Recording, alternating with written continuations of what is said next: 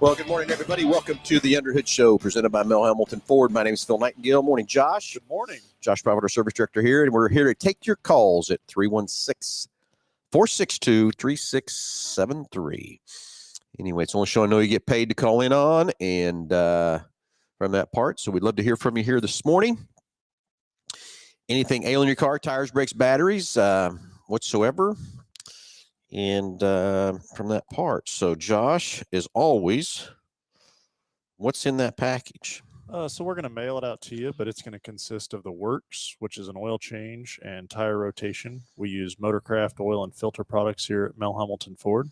While we're completing that, we're also going to complete a multi-point inspection, checking over the tires, brakes, batteries, all the safety-related components on your vehicle, just making sure that it's ready to go for that next 5,000 miles of driving. You'll also get yourself $10 to Mel's Diner, so you can get yourself something to eat and drink while you're here with us at the big corner. Complete nitrogen, so you get all the great benefits that nitrogen has to offer. And then BG Products package, which consists of a can of MOA or motor oil additive for your engine, and then CF5 for your fuel system. Again, just getting that vehicle geared up and ready to go for that next 5,000 miles of driving. All right, let's get the phones ringing. 316-462-3673. Love to hear from you.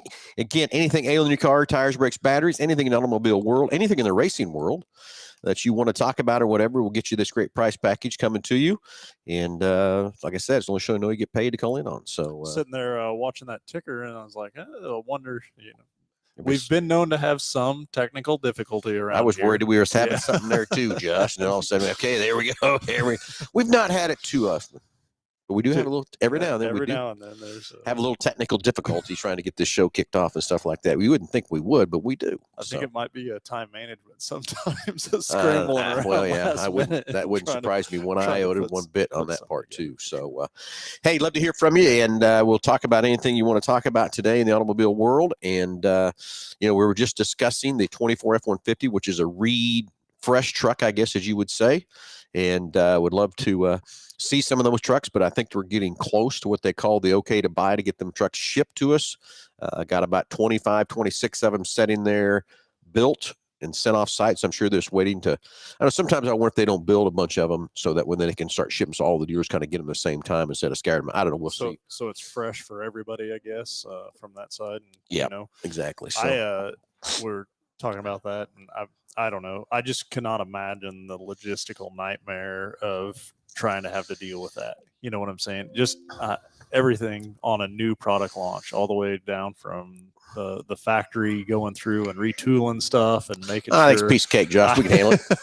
Fit and finish of something like I just the number of headaches that I'm sure were induced over that deal. And the F-150, it's kind of a revamp deal. It's not like a whole new, model on, I think, a Bronco or something when they're we've been through that rigmarole, let me tell you. So when you're taking something from scratch and bringing it on board and going from there. So anyway, morning Darren, morning Jeff, morning Delbert, morning Tim. Good morning, everybody. Thanks for joining in. And let's get the phones ringing. 316-462-3673. That number comes right to the front desk. Tell them to get patched in the podcast with your question. We'll get you the great price package. Have we've had that value yet again? No, about $130. We need to make sure that's correct. It might be more than that now. I have a stack of cards, and then when those are out, so that's all the old. I got to revamp something. I'm just about down to the end of the ones that we had purchased quite a while back, and so when those are gone, we're gonna do something different. So all right, see what we can come up with. We might have to have just a whole new package deal put together, right? Yep. Anyway, Delbert said he didn't get no notification, Josh, or maybe we do have some technical difficulty coming through. So I don't know. Maybe not. I don't know. So anyway, you've now been notified, Delbert. Yeah. Anyway, hey, everybody, it's a little icy out there this morning. There was a pretty good sized pile up on the K96 over ramp going over 235 this morning. Didn't look very pretty up top of there from that part. I hear there's another one down on Kellogg down by Broadway, I think is where it was. So be careful as you get out there this morning. It looks like a little black ice in places and stuff like that. But Kellogg, for me, was wide open. It was completely dry. Nobody there? No, you mean dry. It was dry. Now 235 was damp, but it wasn't slick. Well, I come down 96 highway, and I mean, everything was fine there. And then I turned on 167th to go down Colwich Road. And when I made that turn, that's when Should have a little, everything. Should have a little something in your shorts, Josh. No, everything was fine, but it definitely caught my attention. I went from my lane to not my lane, and it was not intentional. And then I was like, oh, it might be kind of slick. Well, then naturally, so I was bringing in a customer's car.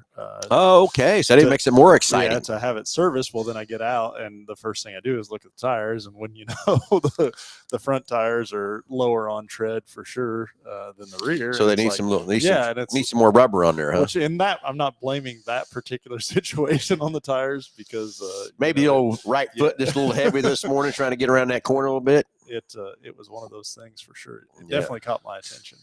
Anyway, Delbert says no ice in Oklahoma. Well, good for you. That's glad you don't have any. And so I hope everybody's okay up on that bridge this morning. But boy, a couple of those cars didn't look very good.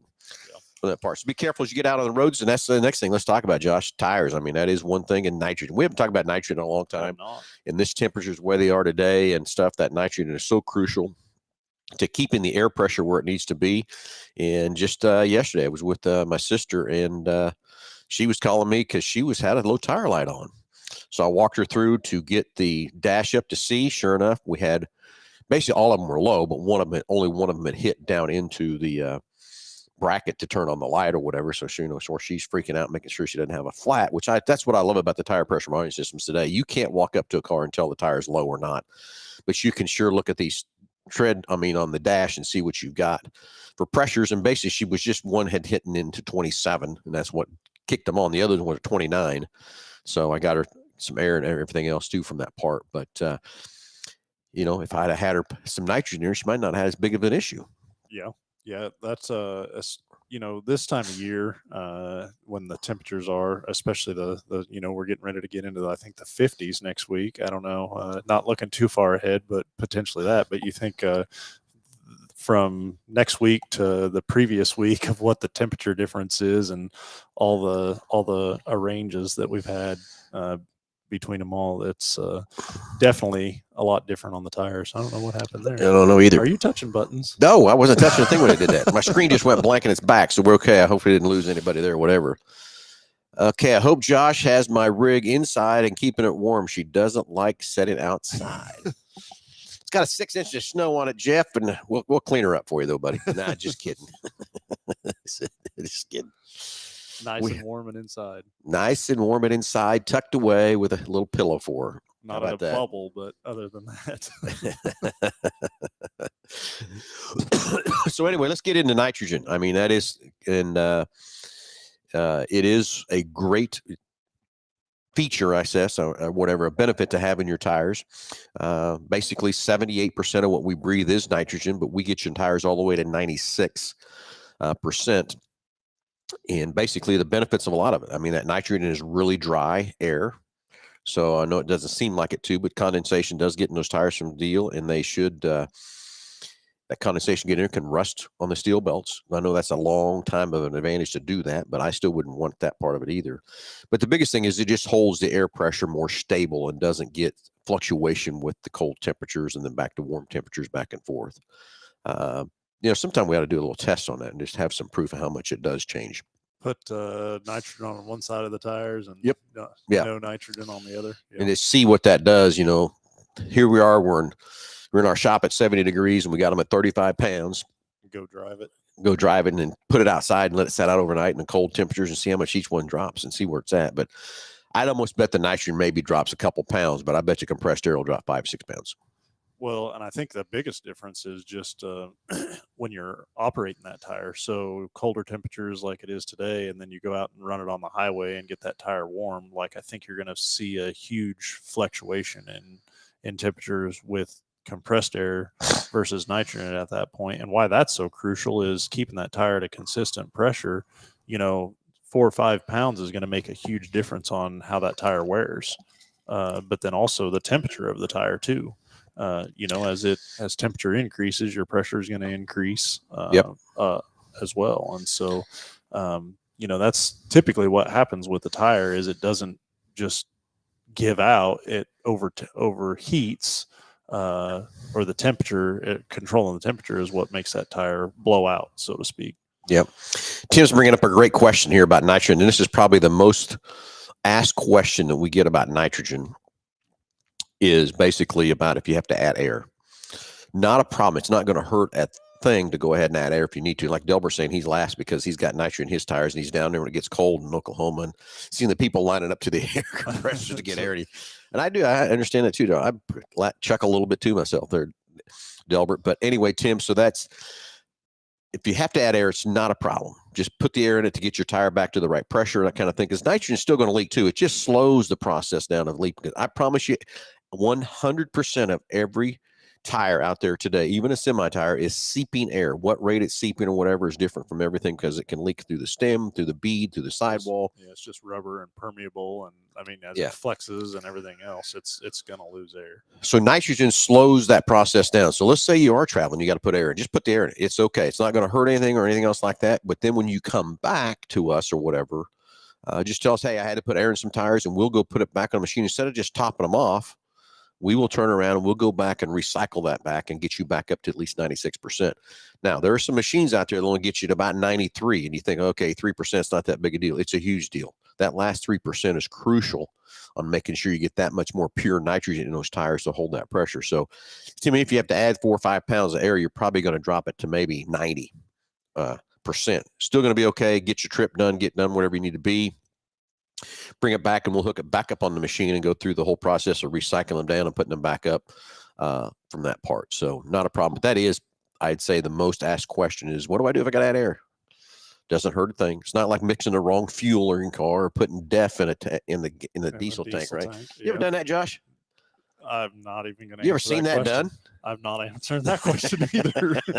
It could happen. Let's just say that. Yeah, it could happen. Inside joke there, if you want to know the truth of that.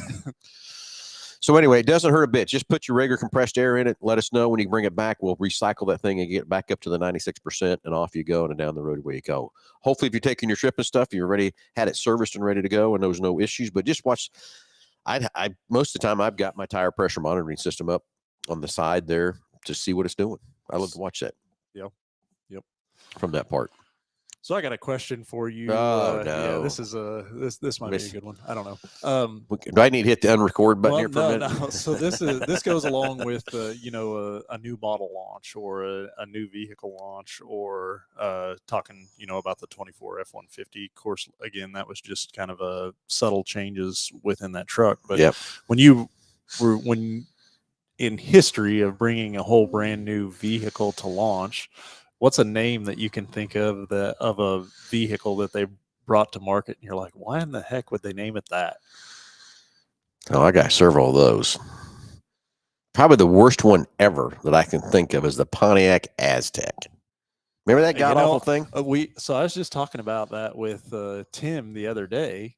We were talking about how awful that thing was. Well, we were talking about specifically because I'd seen something, and I was like, "Man, that is a kind of an ugly color." And then we brought up the, God, what the heck was his name? He had a yellow one at Hutch, working over in Hutch. The Aztec. Gene.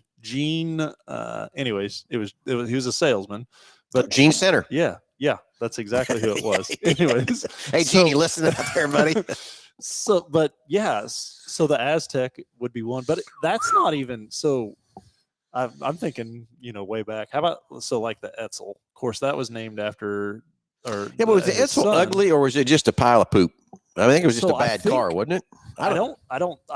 So I actually watched a documentary on that the other day, not specifically the Etzel, but it was involved. I think what the deal was is there just wasn't enough difference between the Buick that was available at the time and then like another, I don't know if Cadillac had something, and just the price point of the car, I think, is what made it. I thought it was a lemon. I thought the thing just wasn't a good car and it had problems and all kinds of stuff. That's how I always took it. I don't. Anybody know? I'd love to hear from you. Hey, let's find out from everybody. What is your?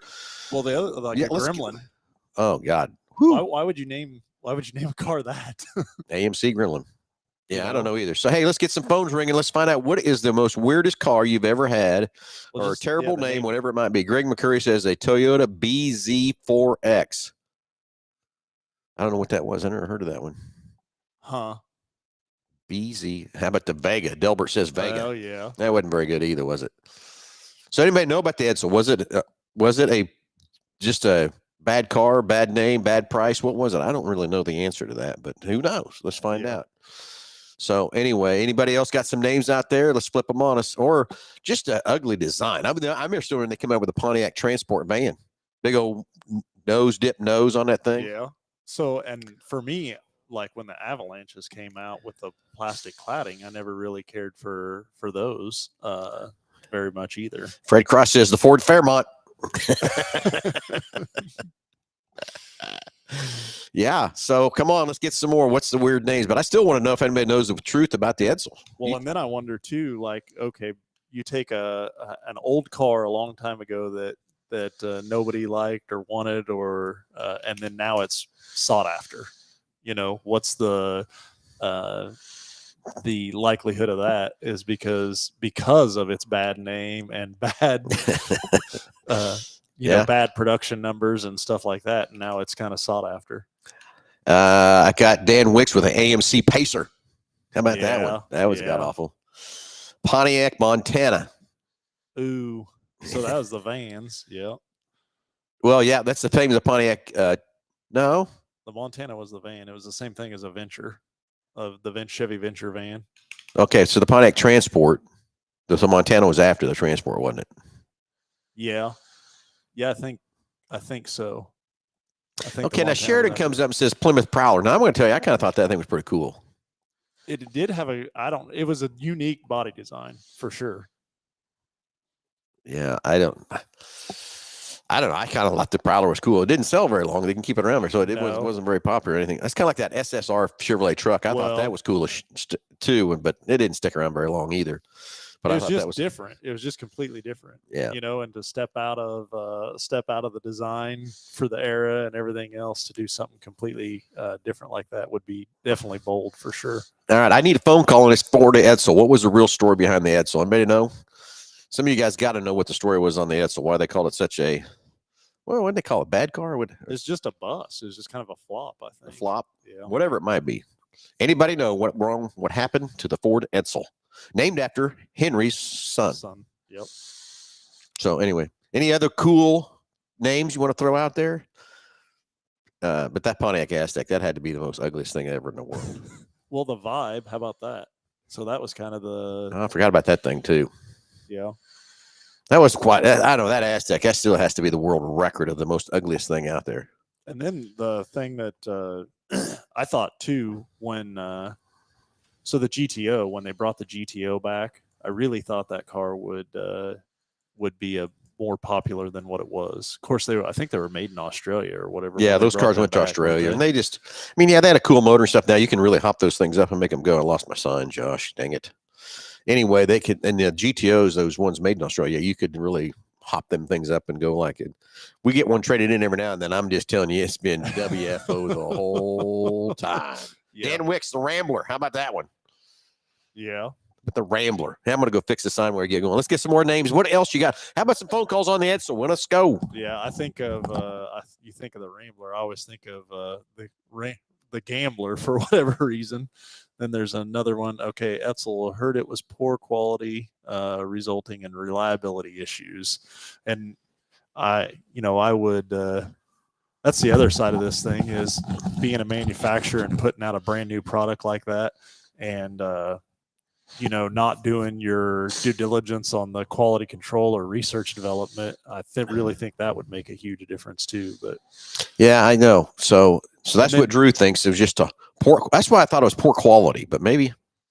Then the other thing I would wonder too is, of course, they probably years and years ago didn't worry about this as much. But you think of bringing a new product to market now, but having to make it universal across all markets, because a word or phrase that is used in the U.S. may be offensive in another country, and so to be able to, I guess is that why they name things different in different countries than what they name it. Same car basically, but I don't know. And then just all the rules and stipulations of each country to be able to produce that vehicle or manufacture that vehicle for that country, all the different crash ratings and things like that.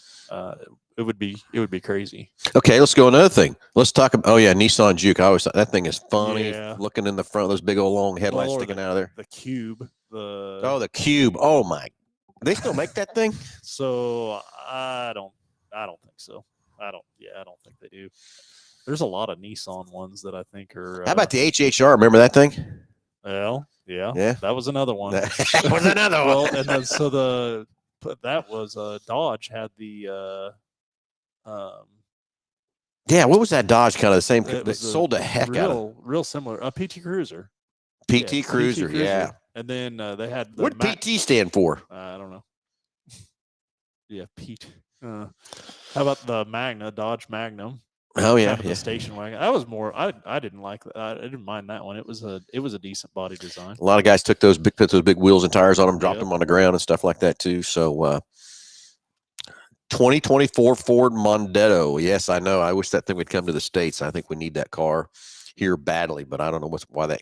I guess it's the tariffs and stuff like that why they can't get that car here. But that is a good looking car. And Daniel, you want to throw out your favorite thing you wish was here? That's the Forester. Yeah. PT Cruiser, pretty trashy.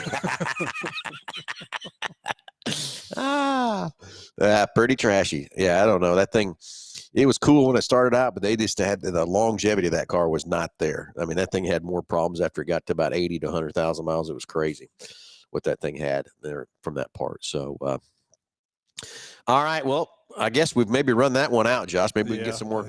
I think probably so too. Answers on that one too. So, anyway, 316-462-3673. Love to hear from you. Anything ailing your car, tires, brakes, batteries, anything in the racing world you want to talk about, whatever. Love to answer your questions, anything at all whatsoever. Caprice wagon. What a boat. Okay. Yeah. And then my, God dang, Buick Estate wagon. Wood panels. Yeah, my dad had one of those 73. We all cruised around in that thing like I would drive one of those. The Caprice was similar to the Impala, but like an Impala SS, kind of that big body style. Oh, I got a story about one of those too. 96-ish era. Those were were cruising mobiles for sure. Yeah. So anyway, personal transport's what Drew says on the PT. Another name is that sounds like an actual answer. We're looking for something that's more favorable. Okay. Anyway, this Subaru B9 Tributeca. I don't know. Never heard of that one either. Yeah. Wonder where that one is. That in the States, Greg, or is that somewhere over in the other countries somewhere that they've got that kind of like the Mondeo, or however you say that thing, Monteo, from that part. So. Tribeca. It's here, he says. Greg says it's here in the States. I don't think I've ever seen one of those. You going to Google it up real quick, Josh? Just Google it up and get a picture of the Tribeca. Let's see what... Subaru B9 Tribeca. So, anyway, let's get the phones ringing. Love to hear from you. Delbert says he's seen a few of these. I maybe see a picture of them, then I'll realize what it is, but I don't know from that part. So, Tribeca. Right it's 2 words. Well, no. Greg says it's one. Delbert says it's 2, so I'm not sure which one's right or wrong or whatever either from that part. All right, any other weird names, any other cars or whatever from that part? And ugly SUV, Greg says is what it is. So let's see what that Subaru looks like. Yeah. Know what it is? Yeah, look at the front of it. That is kind of ugly. Yeah, I don't think I've seen any of those running around. What year they make those? Figure out what year they are. That looks kind of like a Volvo had something that kind of looked like that. I think you're right from that part. So, Delbert's trying to get the pronunciation right for me since I can't speak the right language, I guess. Looks like around, You got a big picture. I can put it up on the camera show what that Tribeca looks like, because Greg says it's an ugly SUV, and I think he's kind of right. What do you think? I would agree with that for sure. Yep. So anyway, any other weird names, ugly cars, whatever it might be, or can't believe something went? I was watching Barrett Jackson tonight. It's still blowing me away how these older cars have been restored and done and going through the auction, what they're bringing and stuff. But I'd hate to guess how much they spent restoring those cars versus what they're getting. What I don't know what blows me away, and that's just kind of like what you're. I mean, it's you get into those older cars, and to me, it's almost like a stock market. You know that you don't know 10 years from now the value of something. What's going to be a better investment or a better. It just amazes me how the ebbs and flows of those eras of vehicles go. Right now, the value of like a C10 pickup or something like that is just unbelievable. And 10, 15 years ago, like they were kind of a dime a dozen. Yeah. You know? Well, and I tell you, talking about that C10 truck, I still remember an issue with one of those trucks is the real sought after truck is a short bed truck because they didn't make many of those, but they made a lot of long bed trucks. So guys would whack the frame and shorten them up and make them a short bed truck. And so it really wasn't a true matching numbers. And I remember a guy rolled into Hutch with one of those short beds and was just bought it. It's beautiful yellow chrome wheels. I mean, it looked really cool as heck. Had a great motor in it, everything else like that. Got her up on the old lift. Guess what? She had been cut and chopped. That was so he spent a little bit of money he shouldn't have spent trying to buy that truck because he just got taken. So what happened on that deal? That's the hard thing about doing some of those cars and making sure where you're at and stuff. But again, going to the right place, going to the right auction, doing your research and stuff like that before you purchase something like that too. And then I also think of, I don't know, somebody purchasing something like that of what their envision of what it was like when they had it in high school or back in the day, and then they get in it today and it's like, this isn't exactly what I thought it was going to be. That's why Jake keeps talking to me about my Chevelle sitting down in my basement. Let's restore it. Let's put a motor. Let's go. Da, da, da, da, da. He's even bought a couple motors thinking he was going to slide it on me and put it in there and go, but he has no idea how much work it is to put that old car back together and get it going. He has no clue. Just turn him loose. Just let him go. Let him figure it out. Huh? No, not happening. No, because if I'm going to restore that car, I want to do it perfect. I want to frame off, do all that kind of stuff, and I just can't see myself spending. I bet I spent $100,000 to do it. I just can't. Yep.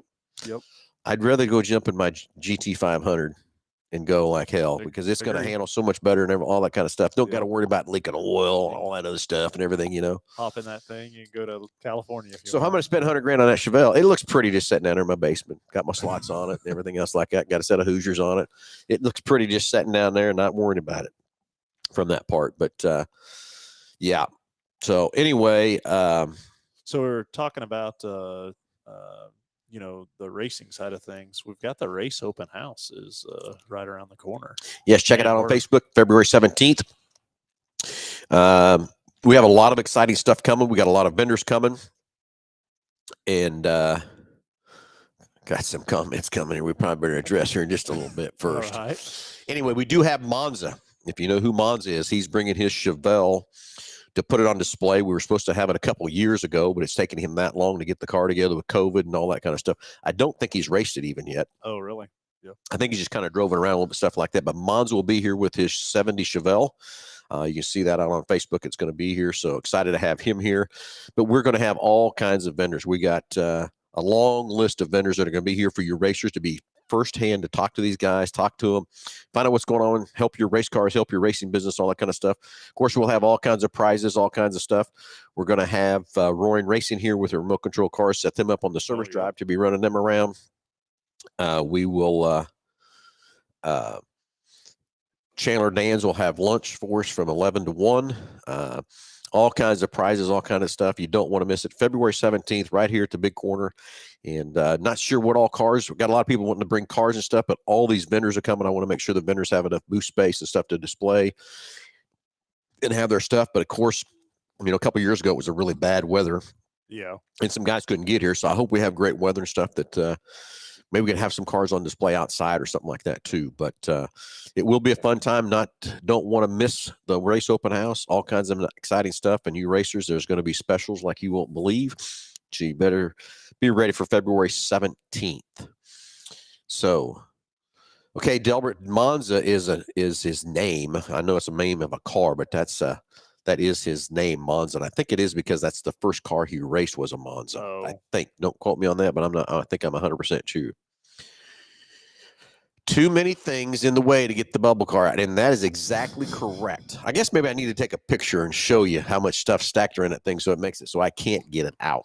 You know, in days like today, it's perfectly fine sitting where it's at. Yeah, and yes, those tires are flat spotted, Tim. Yes, they are. But by the time I get through the neighborhood and back turned on to Meridian, they're back round again and everything else too. There's a lot of talk out there about how to not make those cars flat spot and all that kind of stuff too. And I even bought the race ramp tire savers to put underneath there. Pretty soft tires, yeah. Didn't work. If you need help on making them round again, I bet we could. Oh yeah, trust me, I get it. So there is nitrogen in those tires, Tim. I can promise you, and that's probably more than 96% in those too. It's probably close to 100. Number of times they've been cycled, yeah. But what I do need to do, I want to get those carbon fiber wheels. That's my biggest scare in the world of driving that car.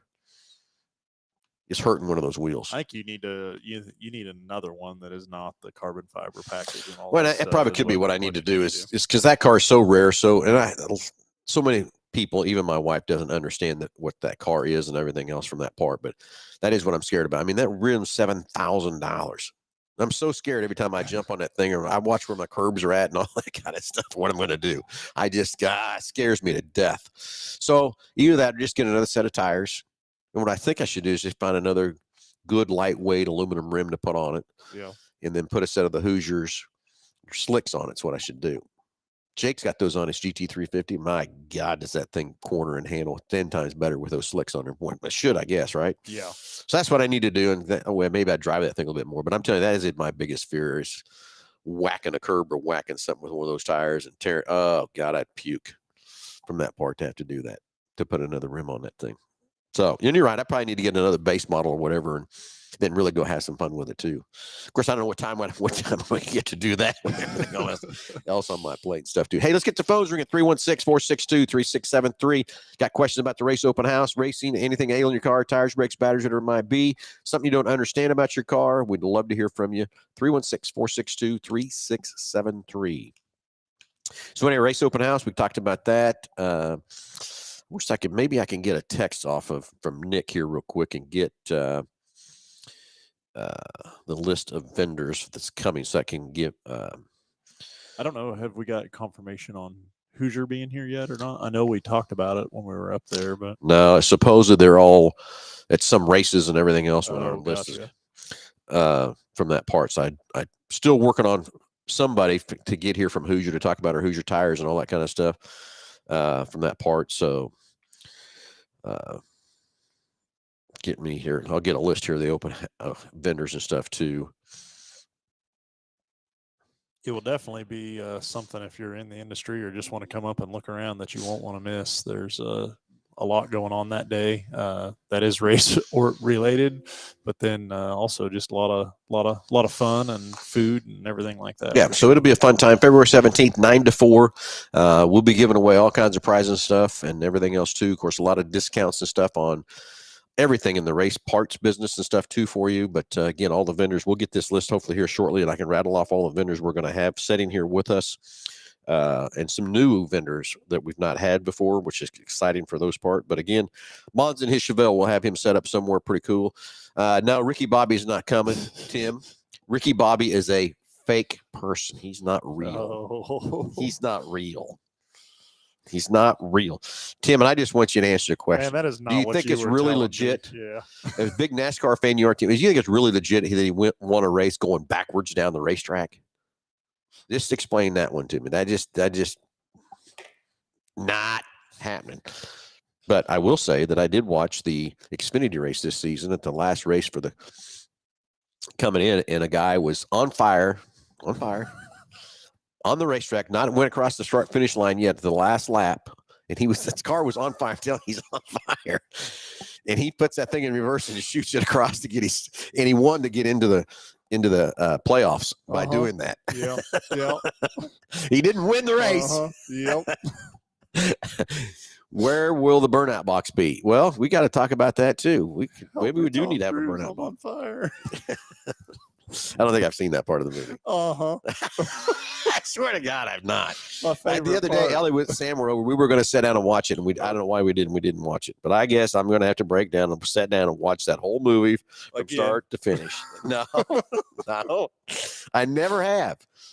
Never have. Now, the other day, they were playing me the video in there showing me he's in that 68 Chevelle and he's got the Cougar in there. I never seen that part. No, I never have. I swear to God, I've never seen that part. So we played a little blip in him getting in that Cougar. It was pretty funny.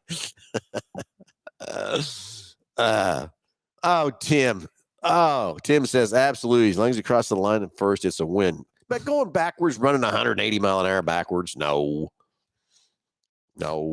I get it. Like that guy in Xfinity race, he flipped it around. Everything that you're complaining could never happen happened, and you're still saying that it's unrealistic. It's unrealistic.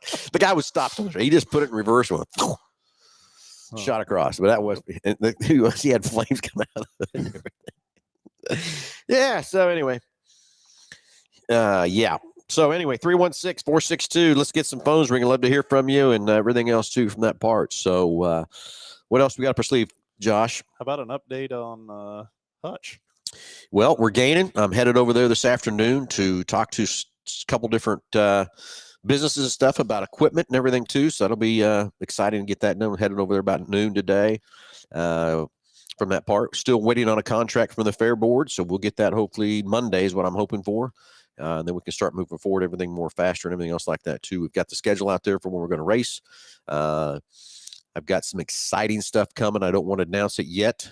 A course of things that I do have up my sleeve for this racetrack. And for you racers out there that are listening, I have something really good up my sleeve to make sure that you're going to have a great racing surface over there from that part. So be ready for that because we are going to have some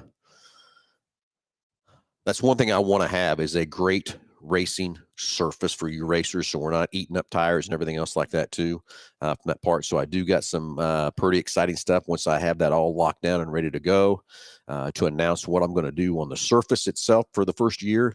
And yes, there's all kinds of ideas and things what we want to do for the second, third, and fourth year with the racetrack and that kind of stuff too. We just got to get through this first year and show the fair board that they made the wrong decision to tear that track down. So I need everybody to come over and support that racetrack, show the fair that they made the wrong decision, put your friends and everybody in the seats, you racers from that part. I will tell you that I have been talking to IMCA and we are going to have in the B mod class, we are going to have a transition year for the B mods. So we're working on a rule package to where we can all some way, shape, or form to put as many, not all, because that's not going to happen, but we can put some B mods in a transition period for the first year to transition back and forth from that part. So I'd love to say all B mods, but that's not going to happen. But we're going to make some rule changes on the B mods with IMCA for the first year to get more of the B mods to be able to come and race at the fairgrounds, because I know that's an issue with some of the racers and that kind of stuff too. And already been talking to Dave Brent at IMCA about it. He's excited about it. And this is not the first time they've done that. I asked about doing some transition in A mods, and they really can't figure out a way to do that without some basic stuff that has to be there in the A mods. But the B mods, yes, we're going to have a transition period there for this first year. Hopefully in about 2 weeks, I'll be able to announce the rule package that we've come up with to get as many, and I know some guys say not all, but to get as many as we can from that part. Enduro race. Yes, Darren, I would love to have one. I don't have one in the agenda for this first year. To explain myself with that is we getting this approval in January put us so far behind the 8 ball that we only had these dates. The dates that I put out there are the dates that the fair board gave me, but only the dates that are available for 2024 to race. So I didn't get to pick these dates. These dates were given to me, and here's the dates we can go race. So Darren, 2025, yeah. So but what I need, Darren, I need you to help me get people in the seats, help me get racers in the seats so we can prove to that fair board that decision was to make the wrong decision to take that racetrack out over there. So and Kelly Hambelton thinks I've seen Ricky Bobby 10 times. Not. And I'll put a bet on that one if you want to. Yeah, it's been 10 times this month, Kelly. Yeah, nice try. So anyway, anybody got any questions on Hutch? Love to hear from you too. 316-462-3673. I'll answer your questions whatever we can and tell you how we're progressing and everything else too. But I do have a lot of more exciting stuff to announce. Some things coming up that's going to be fun from that part. So hang tight on a few things. I wish I could announce everything today, but I don't have everything locked in tight until I get that contract from the Fair Board. Then once that's done, we'll be able to do that. And then again, if you haven't heard, we are going to have a transition year on the B mods to help us get as many more B mods over there from that part. And I've already had several people talk to me about it. I've met with some racers already too about what to do and what they think is kind of fair, kind of a deal, but it's all up to, and I've moved all those answers and questions to Dave Brent at IMCA, and he is going to be working on that real package and hopefully have something here in the next couple of weeks put together for that part. So very exciting. It's going to be exciting. I can't wait. So, yeah. And then the racing surface, gentlemen, I'm telling you, oh, look at that, Josh, I did it again.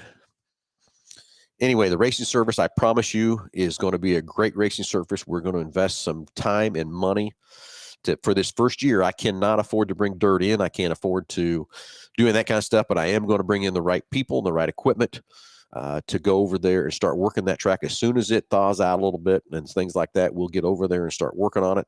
But I've also got some exciting stuff to announce shortly about what we're doing, how we're going to do it. But I want these racers to be able to run a race without burning up tires. Okay. So we're going to have a great surface, I'm pretty sure. And the people that I'm talking to and dealing with the equipment, stuff like that, promise me that we can have a great surface. So if you guys would love to, any more questions whatsoever, I'd love to hear from you. 316-462-3673. From that part, I'll give you a few minutes here or whatever, Josh, but I think we've kind of covered everything with Race Open House. Don't forget about that. February 17th, 9 to 4. I'm trying to get Nick to get me a list, and so far I haven't got a list of the vendors. As far as the vendors being on here, Nick must be sleeping this morning instead of being watching his phone and get me the text and stuff. That could be happening. Good morning, Michael. How are you this morning? Good. Good to see you on top of the game here this morning. So, hold on a minute. Nope. Delbert's on the phone, Josh. Okay, we'll get him patched through. We'll get Delbert through and see what's on Delbert's mind here this morning. You know, when was the first race again over there? Oh, in Hutch? Yeah. April 26th is our first race. I mean, we're already through January for the most part. This will be the last week in January coming up. February okay, Nick finally hit me with a vendor list too. Short week for sure. So what do you got on the vendor list? Aeromotive, which they've been here before. Yep. P-Tronics, Renegade, Mad, Flying H drag strip, Monza, of course, Dodge City and URSS is going to be here. RPM Speedway will be here. All-Star Performance, bar to bar. Eric Chessman with the HMT Arms Series will be here. And the big new vendor this year is Weir's Machine will be here live. So you racers have anything to do with Weir's and have some questions with that or whatever, Weir's Machine will be here for the Race Open House. And there's more to come. We just don't have all the confirmations, everything put together, but we have a lot of more things to put on the table here too. So, Delbert not coming through. Delbert get scared and hang up. No, I don't know what happened there, but he is. And Nick says there is a lot more. We just got to get everybody confirmed and everything from that. Those are the ones that are confirmed at this point. So correct. We know the 100% they are here and coming from that part. Roy Freeman, you bet. Thank you very much. And going to need that. I know the town of Hutchinson is going to support. We need the surrounding community to support the racetrack. And we need to prove to the Fair Board how wrong they were of voting to tear out that racetrack. And let's keep that racetrack over there in Hutchinson. It's going to be fun and exciting and stuff too. So, Roy, thank you. And I know you'll be there to support it and keep it moving forward. So we haven't got Delbert, huh? Delbert, I think, got scared is what I think happened. He did. Here we go. Got him? Yep. Got scared. There you go. Is what I think happened. Delbert, how are you this morning? Excuse me, sir? Yeah. I thought maybe he got scared and hung up on us or something. So, Delbert, what's going on in Oklahoma? It's nice out. Going to be in the 50s today. Woohoo! That's what they call a heat wave. Something like that, right? Heat wave is right for what we've been dealing with. That's for sure. 50 is a heat wave. No, I got sent a voicemail again. So Oh, you I did? don't know what goes on when that happens. Yeah. Okay. I had to recall back. Yeah, all right. We'll have to figure again that technical difficulties. We don't have it very much. Well, I guess we do a little bit. That's all right. So anyway, You sorry. guys are fine. I don't get scared. Yeah, I get it. No, I'm just teasing. Well, I guess if I got behind a 1,000 horsepower race car, I probably would. But Yeah, I don't think anybody that gets in one of those isn't scared the first time. Yep. So I get it. So yeah, I've never been behind the wheel of one, so it'd be nice to just experience it one time. I said the same thing, like the Kyle Smith's funny car. Just give me a quarter throttle. The problem is one time wouldn't do it. You don't think so? Oh no. Then you're hooked. No. It would take one time to want another time. Of course, my only problem with that is, Josh, he put me in that car and out there at PRI, and I almost didn't get in. Remember that? Yeah. My old hip. He started telling me how to get in the car, and I twisted around, and holy gajibas, I hurt. What I couldn't believe was once I got in there, I mean, it was tight getting in, but then just the visibility out of it. Like, well, there's none. Yeah, there was nothing. You could see just a little couple inches above the blower, kind of down the track, and that was it. There was no visibility. You got to kind of know where you're at and everything else too. And then the other thing I thought of too is being strapped in that thing, like if it caught on fire. I mean, and how quick? I'm sure he's practiced how fast to get out of that thing too. I mean, I know you got probably a fire suit on and everything else, but man, that would be, I don't know. Of course, you're in it. You wouldn't think about any of that stuff until it happened, I guess. But no, but I want to be practiced up and ready to go. Never happened. Yeah, for sure. Yeah. You don't want it to happen, that's for sure. But boy, I sure would still practice to make sure what I was doing and knew how to get out of that thing as fast as I could. Of course, today though, with the fire suits we have and gloves and socks and shoes and everything else they got, it does give them a few more seconds to get out of there. But I didn't even look at that car. Of course, I probably didn't have it on there if they do have a fire suppression system on it or whatever. From that part, but they do have that big tube fire that kind of. What are you talking about? There's no fire suppression on a race car. Oh yeah, they got fire extinguishers in it. Yep. Yeah, who's going to be able to get to the fire extinguisher? Come on, be realistic. Well, I think a lot of those are I'm set up. Out if I can. Yeah, I think a lot of them are set up for heat. When they feel so much heat, they go. I think I could be wrong about that too. I don't have to ask Kyle how that's set up and everything else too, how it's set up to. Yeah, that's actually a really interesting subject. Yeah, I've even thought about putting one on Jake's car, just to have it there for him and stuff like that too. And luckily, we've not had anything any close to that or whatever from that part, but from that part. So, well, anyway, Delbert, how's everything else in Oklahoma? Good. You working today on the Ubers? No, not till later. We got a concert at one of the. Well, I'll just say at the Paycom Centers because it's what it's called. But it used to be the Chesapeake Arena, where the Thunder play. Who are doing very well this year, so the Oklahoma City Thunder basketball. Yeah, they won last night. For those that or don't not know. last night, but the other night. No, last night. Yeah, they won. Or was it last night? They played the Penguins. Yeah. Who's the Penguins? New Orleans. New Orleans? That's what I said. Yeah. Are these pros or what are they? This is NBA. Is it NBA? Uh-huh. Yep. They won against the Penguins. Let's talk about names about cars was all kind of funny. Why would you name your NBA team the Penguins? Well, they could be the Fighting Penguins. You don't know. That's a weird name. Penguins are tough now. Come on. Penguins? Hey, imagine if you were a fish. You'd be terrified of a penguin, wouldn't you? And just think of the kids you could get involved because they're penguins and they're so cute. They're so cute. Yeah, that's another one. How about some weird sports names? We did the weird car names. Now, what are sports names? Penguins. I know. I didn't name them. I didn't say you did. I know, but that's weird. Penguins. I mean, we've talked about the Shockers before. Nobody knew what that meant for a long time because the name got kind of construed and left out as to why they became the Shockers. But, it's a wheat shock. Yep. A lot of people didn't know that. Yeah. Oh, yeah. The wheat. But some names actually have meaning, so they may have a meaning for the Penguins. New Orleans, you think they got penguins down there? I don't think they do they? Maybe in the zoo. Huh? And alligators. Well, I know they got gators. Now, that's a name I'd get. The New Orleans alligators. But that was taken already, so they couldn't use that. Mm-hmm. Who's got that one? The Florida State Gators. Okay, and I get that one. I get that one well, for that sure. Was taken, so New Orleans Pelicans. And crocodile doesn't sound as easy to pronounce sometimes, Yeah, I get that too. So the crocodile, there you go. Crocodiles. So anyway, penguins. That's still weird. That's terrible. No, I actually called to hopefully get some more callers to call in because they're afraid to call in. These callers, I mean, I see there's still 19 people online showing, at least on my end. Maybe yours is different. Yeah. But so we had 22, 24 at one point. You people out there, you got to like, share, subscribe us on YouTube if you want to get that channel built up some more. Yeah. Once they hit 1,000, they can start being monetized and maybe do some better content. Better content.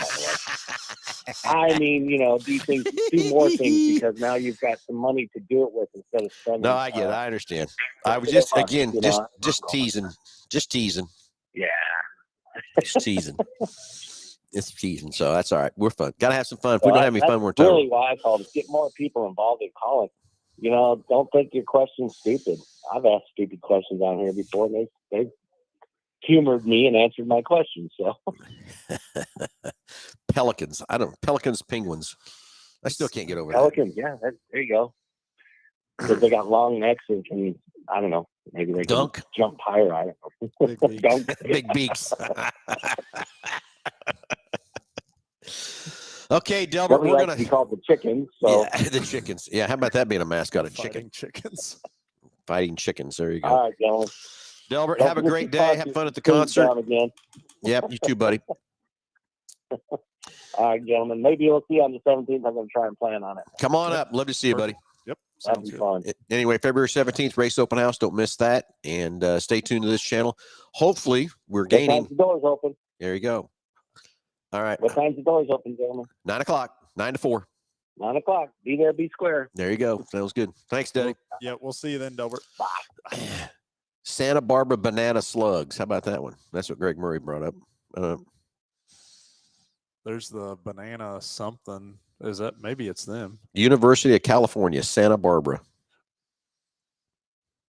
Fighting frogs. Well, is that TCU's frogs, aren't they? No, they're frogs. Yeah, TCU is frogs. So, okay, I have a 2010 F-150 5.4, had timing chain changed and VCT position sensors replaced, and I'm still getting a P0022 code and starts running bad. What else could it cause?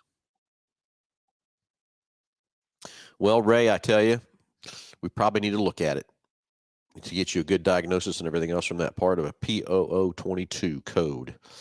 Ray, need to know how to get a hold of you.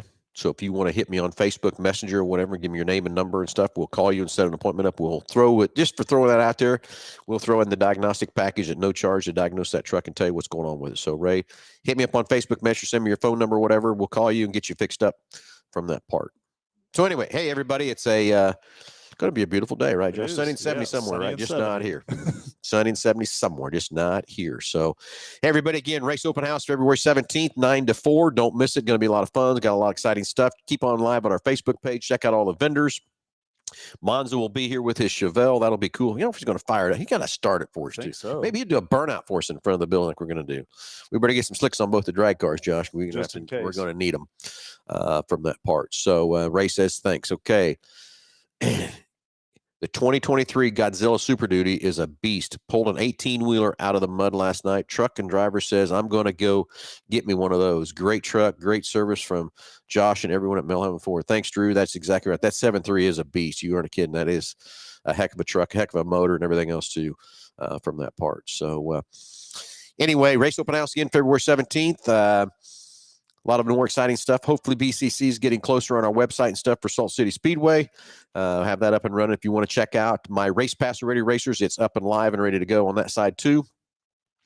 Big Corner Creative doing all of our stuff for our websites, all that kind of stuff. So if you need anything for your company to advertise them, a race car wrap, windows wrap, vehicle wraps, anything whatsoever to advertise your business, give Jesse a call down at Big Corner Creative. BG Products, again, all the great preventative maintenance products we use right inside here at Mel Hambelton Ford, a great partnership we have with those gentlemen there at BG. and also Go To Rent. And yes, Stan is back up full swing with his whole full of rental cars. So if you need something bigger, don't want to put the miles in your car, need something, a 12 or 15 passenger van, give Stan a call right inside here at Mel Hambelton Ford for your next rental car needs. Everybody have a great Saturday. Stay warm, stay safe, and we will talk to you next Saturday, 9 o'clock.